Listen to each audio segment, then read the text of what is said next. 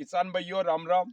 मैं आज विजिट करने आया हूँ मेघपुरा कोट के बंसीलाल जी का पट्टे ये 3 जो ये आप प्लॉट देख पा रहे, प्लॉट दिखाओ जरा, प्लॉट देख पा रहे हो।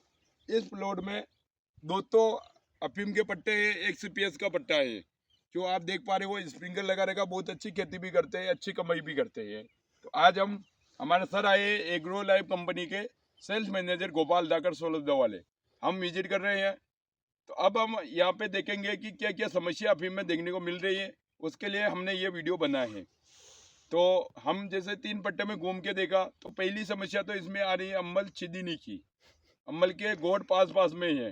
तो पहली गलती जैसे आप देख पा रहे हो, इतने अगर जो पौधे हैं पास पास में है तो पौधे की ग्रोथ रुक जाएगी, पौधा प्रकाश संश्लेषण क्रिया नहीं बना पाएगा। अगर अपन कोई भी खाद वगैरह दे रहे हैं तो वो जड़ तुरंत नहीं चल पाएगी क्योंकि उसमें गैप भी नहीं है। इसलिए आपको सबसे पहला काम करना है कि आप अम्बल की दूरी को मेंटेन करें। दूरी, छोटा पौधा होते ही दूरी को आप दूर दूर कर ले पौधे को, तो ये समस्या नहीं आएगी।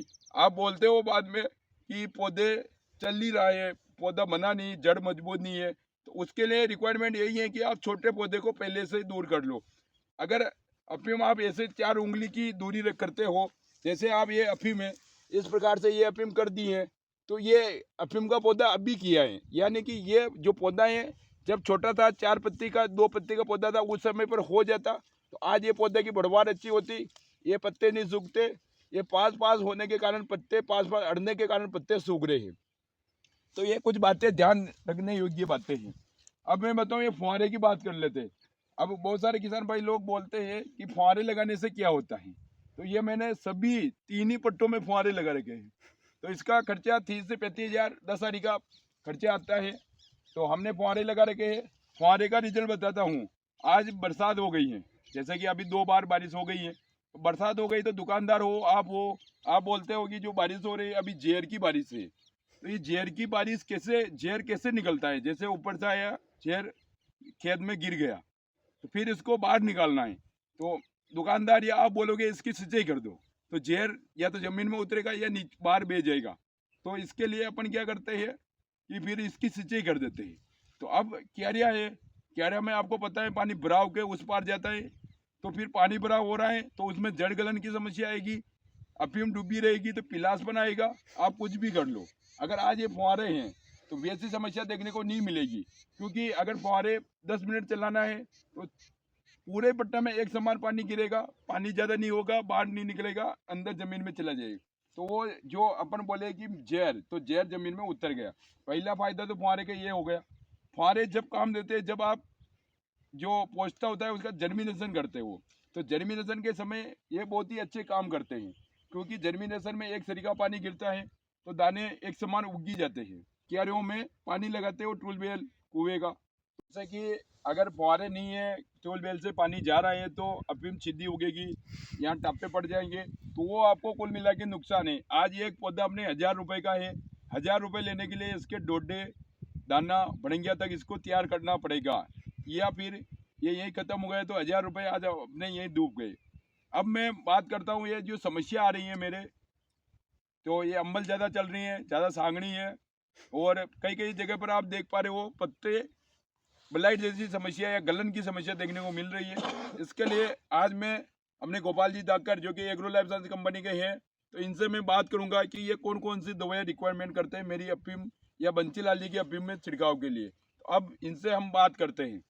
तो अभी भाई साहब इसमें है ना, हाँ जी, जो अभी मेजर समस्या आ रही है, ये हल्के हल्के यो से दिखा। धब्बे आ रहे हैं, और ये क्या पत्ते के क्या है कि कलर भी पूरा फेड हो गया है। तो सर ये क्या हो रहा है, जैसे ये वाला पत्ता ये जो है ना, ये फासला। ज्यादा नजदीकी की वजह से हो रहा है, ये ज्यादा आपने ये किया है इस वजह से।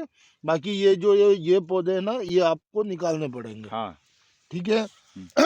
अगर जैसे कि ये पौधा खराब है तो इसको निकालिए कि रहने देवे यहाँ पे। नहीं, ये दूरी पे है तो इसको रहने दो, ये सही हो जाएगा। अच्छा ठीक है सर। अब इसमें जो मेजर अभी जो स्प्रे का मैं बताऊं, तो अभी क्या ये बारिश हुई है, मौसम खराब हुआ है, हाँ। तो इसकी वजह से क्या है कि इसमें अभी काली मस्सी का अटैक बहुत ज्यादा आएगा, जिसको अपन हिंदी भाषा में कोर्निया बोलते हैं। हाँ, कोर्निया रोग। तो इसके लिए कोर्निया रोग का लक्षण क्या होता है ये बताओ सर। ये जो आपका पत्ता है ना, ये पास ऊपर में से लाओ। व्हाइट व्हाइट हो जाएगा, और पीछे यहाँ पे काला काला वो स्पॉट आने लग और जाएंगे। जड़ की जड़ जड़ जड़ में कोई दिक्कत नहीं आएगी, ये ऊपर से आएगा, जो काली मस्सी है ना ये ऊपर से आती है। तो और ये क्या है कि ज्यादा मौसम खराब होने की वजह से ज्यादा अटैक करती है।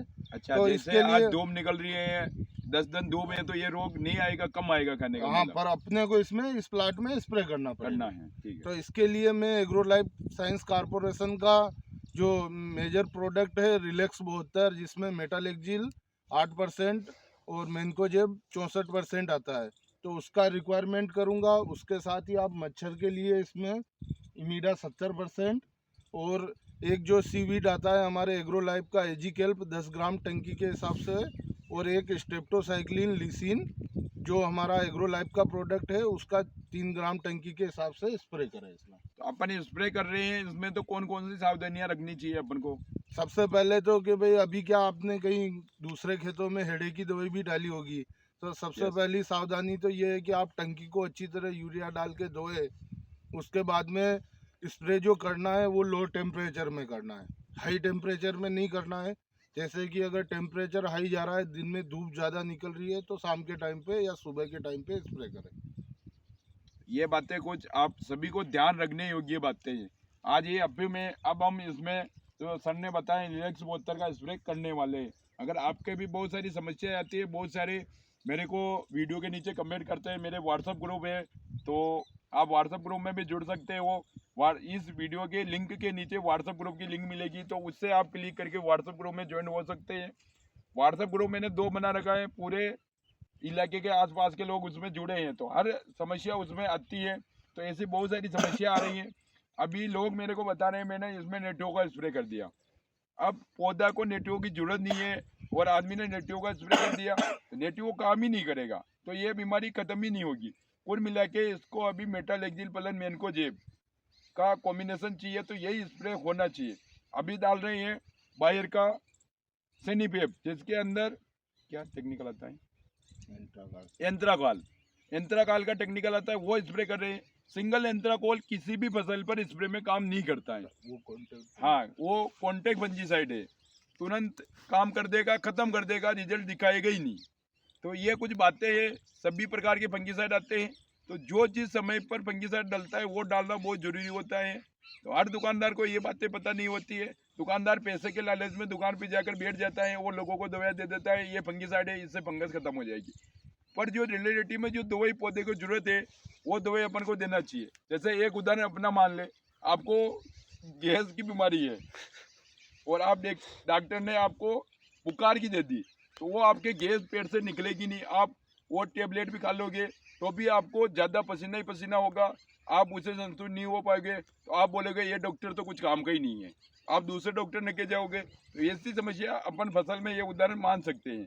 तो जो सही सलाहकार हो, जिस दुकानदार को अफीम की दवाइयाँ सही देना आती हो, जो जानता हो बीमारियों के बारे में, जो पढ़ा लिखा आदमी हो, तो उस दुकान से आप दवाइयाँ खरीदें। तो धन्यवाद किसान भाइयों, जय जवान जय किसान।